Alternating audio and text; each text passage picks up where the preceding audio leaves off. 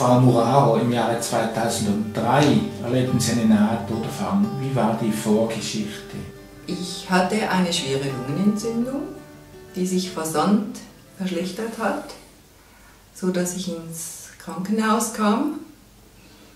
Und da wurde ich schon am nächsten Tag an die Beatmungsmaschine angeschlossen, damit überhaupt genügend Sauerstoff noch in mich reinkam. Und dafür musste man mich ins künstliche Koma versetzen. Und das, was zu Beginn gedacht war als eine Überbrückungszeit von 3-4 Tagen, hat sich dann aber ausgeweitet bis nahezu 3 Wochen, weil die anderen Organe auch nach und nach versagt haben. Also da war ein großer Zeitraum auch dazwischen, wo es nicht klar war, überlebe ich überhaupt die nächste Stunde. In dieser Zeit, als Sie im Koma lagen, was haben Sie für Wahrnehmungen gehabt? Also auf der einen Seite waren es wirklich Wahrnehmungen, die außerkörperlich waren. Also auf der einen Seite, dass ich Menschen gesehen habe und mich gesehen habe, von oben oder von verschiedenen Blickrichtungen. Hatten Sie mehrere solche außerkörperliche Erfahrungen? Die haben sich zum Beispiel so gezeigt, dass ich dem Chefarzt und meinem Vater gefolgt war und dabei stand, wie die beiden die Röntgenbilder, die Röntgenaufnahmen besprachen und dass auch Fragen gestellt wurden von Seiten des Arztes und ich stand so wie daneben und dachte, ja, das kann ich beantworten, das könnte ich was dazu sagen und merkte, aber ich bin nicht hier, also ganz schwierig, ich war da, aber auch nicht da.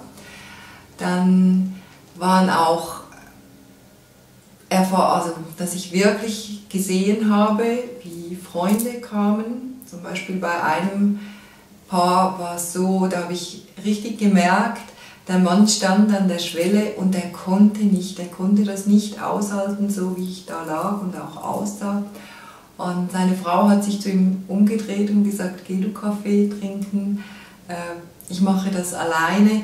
Und ich war so erleichtert, dass sie ihn hat gehen lassen, weil wirklich klar war, er hält das nicht aus.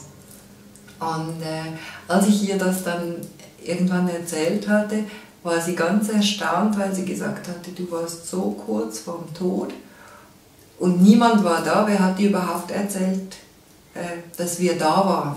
Und ich habe gesagt, ja doch, ich war da und ich habe euch von oben gesehen. Und es gab dann auch Reisen, zum Beispiel in ferne Länder, also in die Wüste, wo ich Beduinenfrauen getroffen habe. Es gab ganz unterschiedliche Reisen, die eigentlich zum Teil ziemlich hektisch waren. Die haben mich dann auch veranlasst zu schauen, als ich wieder einigermaßen klar war. Da habe ich um eine Krankenakte gebeten, einfach um zu sehen, wie oft ich hier wohin geschoben wurde, weil ich das so als sehr, sehr lebendig erlebt habe. Hatten ein sehr lebendiges Geistleben quasi. Ja, genau. Genau. Also so immer auf Achse. Und dann aber irgendwann kam die Zeit, die hatte auch dann sehr viel mit meinem Leben zu tun, also mit der Zeit vor dem Kranksein, wo sich Bilder zeigten, die sehr viel Aufschluss gaben über meine eigene Haltung, über was geschehen ist, vor allem auch wirklich so im feinstofflichen Bereich, also im nicht sichtbaren Bereich, auf dem ich schon früher eigentlich sehr empfänglich war, das aber nicht ganz so wusste und auch nicht umsetzen konnte. Das war zumindest später in der Aufarbeitung sehr hilfreich. Und das Bild aber, was dann wirklich zur Nahtoderfahrung führte, war, dass ich das Gefühl hatte, ich bin in einem Heißluftballon und steige dem Licht entgegen. und war dann etwas erschrocken, weil ich gemerkt habe, es geht nicht weiter. Und da war wirklich so dieses Bild, meine Kinder, meine Schwestern, meine Eltern, meine ganze Familie hatte wie Anker reingeschmissen und hält das so am Boden fest. Und im ersten Moment war ich eigentlich auch traurig und wütend, weil ich gedacht habe, lasst mich, ich will nur noch in dieses Licht, ich brauche nur noch Frieden.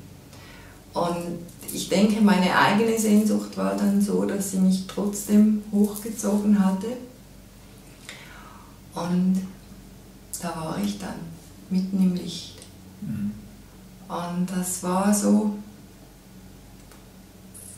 also es gibt ja eigentlich fast keine Worte, das zu beschreiben. Also da war so einfach unglaubliche Liebe, allumfassende Liebe, aber das kann man sich so, also das kann man sich insofern gar nicht so vorstellen, weil es ist nicht nur um mich herum, sondern es ist eben auch durch jede Zelle fließt das.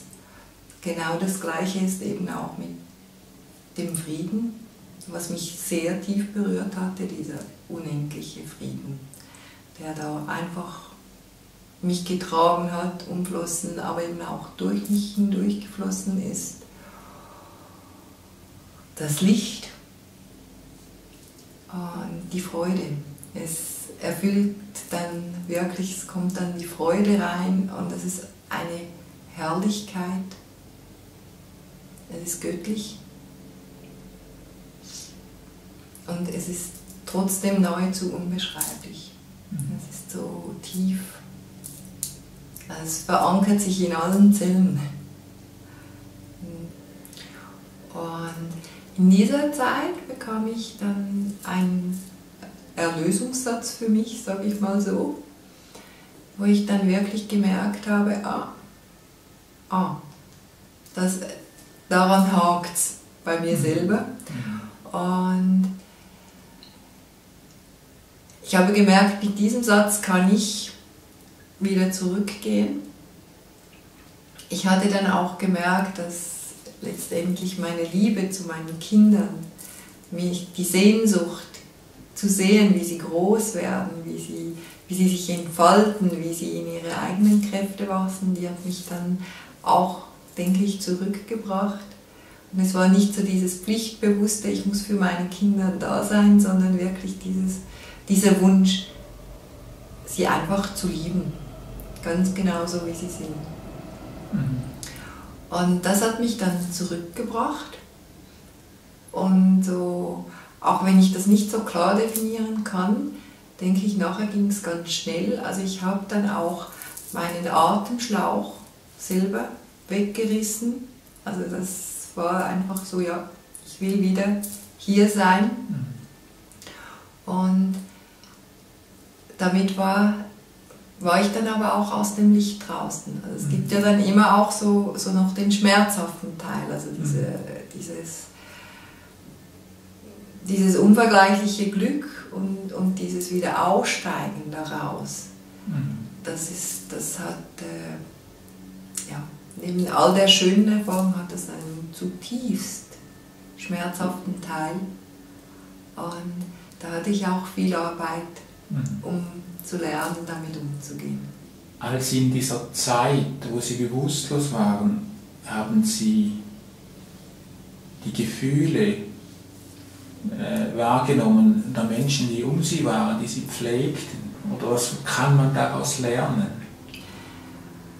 Ja, also es waren nicht nur die Gefühle, es waren auch Gedanken, es war so mehr die innere Haltung von Menschen, die sich übertragen hat. Auf der einen Seite war das größte Geschenk, dass ich wirklich wahrnehmen konnte, die Menschen, die mich geliebt haben, die mir gute Wünsche geschickt haben, die gebetet haben für Heilung. Das ist alles wirklich 1:1 angekommen. Das hat auch Kraft zur Verfügung gestellt. Das war wie manchmal auch sichtbar wie Sterne am Himmel. War sogar spürbar, ob ich die Menschen gekannt habe oder nicht, weil manchmal war ich erstaunt und dachte, woher kommt das? Und da muss ich auch sagen, ohne diese Liebe, das hätte ich nicht überlebt. Also egal wie gut die Technik war, wenn das nicht zur Verfügung gestanden hätte, hätte ich gar nicht geschafft, überhaupt wieder zurückzukommen. Das ist das, was mich tief auch berührt hat, was mich auch dankbar macht. Natürlich spürt und sieht man auch die anderen Gedanken, die negativen Haltungen. Von daher ist ein achtsamer Umgang mit bewusstlosen Menschen immer ganz wichtig.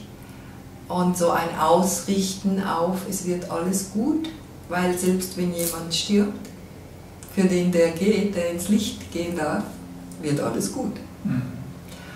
Und zum Beispiel Segen. Es kam eine Diakonissin, die kam jeden Tag und hat mich immer gesegnet. Und das kam immer durch, das war immer so wie. Also es hat mich immer wie so ein bisschen aufgeweckt. Haben Sie das gefühlt, gespürt? Ja, also das war mir auch bewusst. Und ja, ich denke, es ist wirklich wichtig, wenn man mit bewusstlosen Menschen umgeht, dass man sich auf Heilung ausrichtet, dass man sich auf gute Gedanken ausrichtet und dass man versucht, bevor man in so ein Zimmer geht, innerlich in Frieden zu kommen, weil eben Unfrieden, Angst, all das übertragen sich eben auch. Und das ist der Heilung nicht förderlich.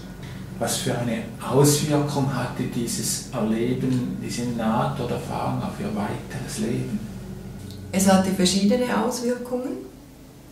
Auf der einen Seite bin ich zurückgekommen mit einem Wunsch, mehr zu wissen, mehr zu lernen, also so dieses Erfahren von, da ist noch alles, da gibt es noch so viel mehr und das ist alles irgendwie ganz anders, als ich gedacht habe.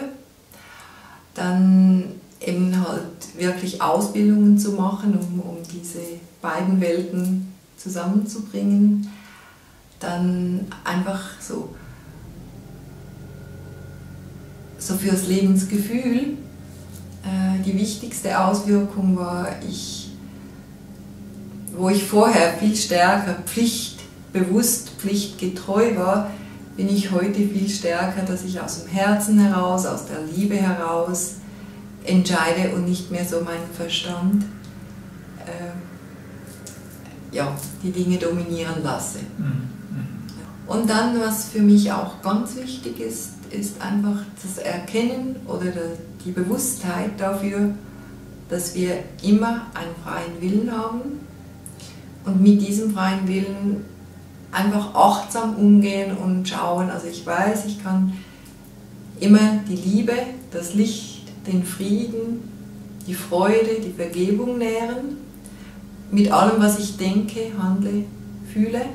Oder eben ich kann das Gegenteil davon nähren. Und da wir sehr viele Gedanken haben, ist das eigentlich eine ziemliche Herausforderung, wirklich dann auch das möglichst in jedem Lebensbereich sich der Wahl bewusst zu bleiben und wirklich zu wählen. Weil nicht das, was uns geschieht, ausmacht, wie unser Leben verläuft, sondern das, was wir damit machen. Haben Sie noch Angst vor dem Sterben? Nein. Gut, es gibt ja zwei verschiedene Bereiche. Das eine ist der Sterbeprozess. Da habe ich in dem Sinn nicht Angst, aber sicher Achtung, weil wir alle ja nicht wissen, wie unser eigener Sterbeprozess dann verlaufen wird. Vor dem Tod selber nicht, weil ich einfach weiß, es ist nicht Tod, sondern es ist ein Übergang ins Licht, in die Liebe, ins ewige Leben. Frau Urao, herzlichen Dank für das Gespräch.